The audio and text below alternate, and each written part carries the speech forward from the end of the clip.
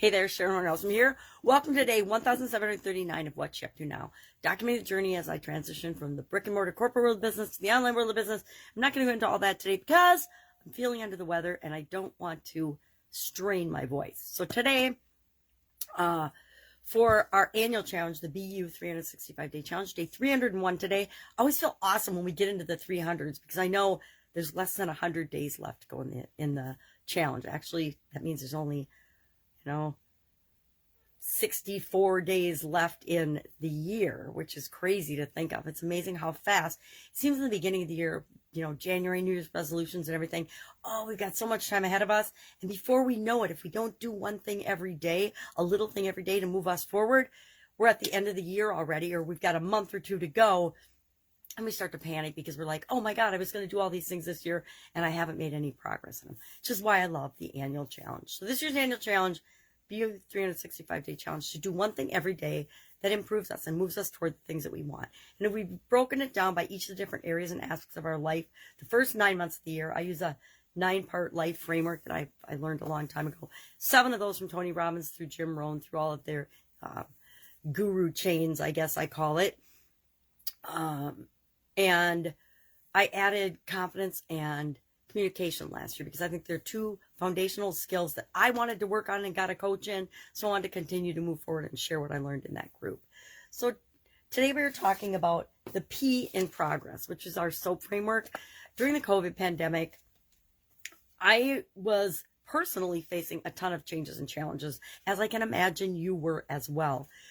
All of us, almost everybody on the planet, was impacted in some way, shape, or form, some good, some really, really bad ways. And again, good and bad is up to us to decide and determine ways that we hadn't anticipated before. So I identified the framework or the process that I personally use and have used for years to deal with changes and challenges. Because I've had, it's over 6 decades on the planet, I've had my fair share of opportunities to have the shit hit the fan in my life or to have things go wrong in my life. And so over the years and over a lot of trial and error, I came up with a process that worked for me, and it worked for me and hundreds and thousands of other people every single time, right? It always works. So I thought, I'm going to formalize this process, make sure it's installed in my subconscious, and then teach other people how to do the same so that whatever comes up, I'm going to know how to deal with, and I'm going to handle it in the best way for me at that given moment. Now, if I go back and look at some of the things I've done and some of the decisions I made, were they the best? Looking back and reviewing them, probably not. But they absolutely were the best for me at the time, given the circumstances, given my level of knowledge and understanding and wisdom and awareness of what was going on around me. They were the best decision at the time. And a lot of that is because we change over time. At least I hope that you're changing over time. I guarantee I am changing over time, hopefully getting better, but sometimes we regress and we get a little worse, right? It just happens. But if we're consciously making an attempt to continually be improving and getting better, we absolutely positively will. Because guess what? We can create whatever we want in our lives. I know I didn't used to believe that. I guess I've always believed that, but sometimes the world beat me up and I lost faith in the world or myself for a while. But then it wasn't very long before I pulled myself up by my bootstraps and said, yeah, no, I can change this. What am I going to do? Instead of, miring in the pity party that we all get into once in a while, I just, less and less time do I ever spend, feeling sorry for myself. Feel under the weather right now. So what? It'll be gone in a couple of days. I could complain and bitch and moan about it, or I can just keep moving forward. And during the pandemic, that was something I absolutely positively knew that for me personally, I needed to do. And I started doing 30+ day challenges every other month for 2020. And then 2021 felt just as bad as 2020 to most people. So I carried it through 2021. And then in 2022, I decided I would just do one big annual challenge instead of all the little, 30 days every other month. And I think it's been an interesting experiment. This isn't actually my first annual challenge. I personally have been doing annual challenges for about, over 12, 13 years, but in different areas and aspects of my life.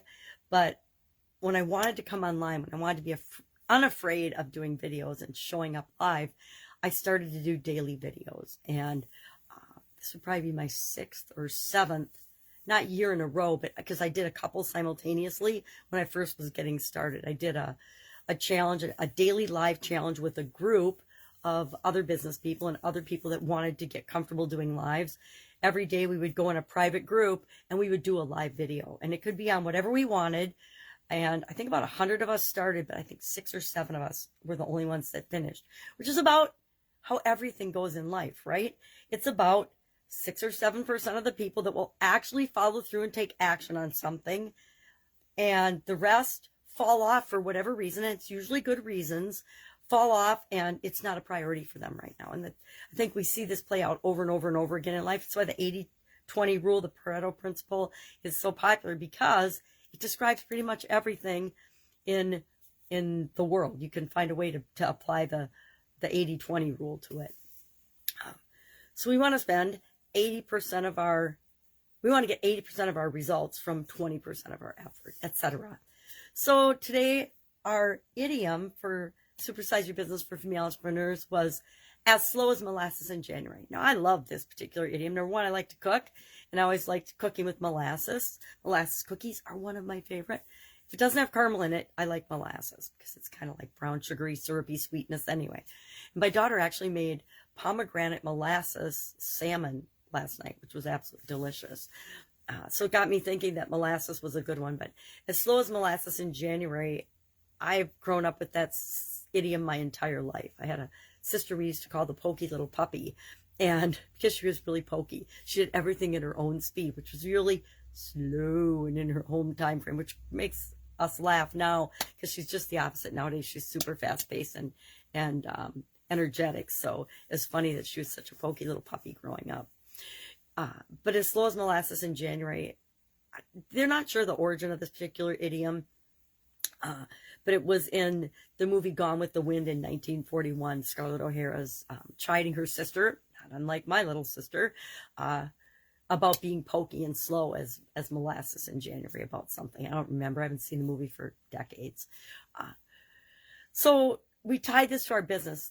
What do we want to do? You know, most people, if you ask them, do you want to grow your business slowly or quickly? Everybody's going to go for speed, right? We want instant gratification. We want things right now. We want what we want, and we want it right now. That's human nature. So there's few things that we want to go slow for, but there are some things that we very much ought to go slow for and think through and make conscious decisions about. So we talked about that today. Anyway, under the weather, so if I can help you in any way, just ask. Otherwise, I will be with you tomorrow.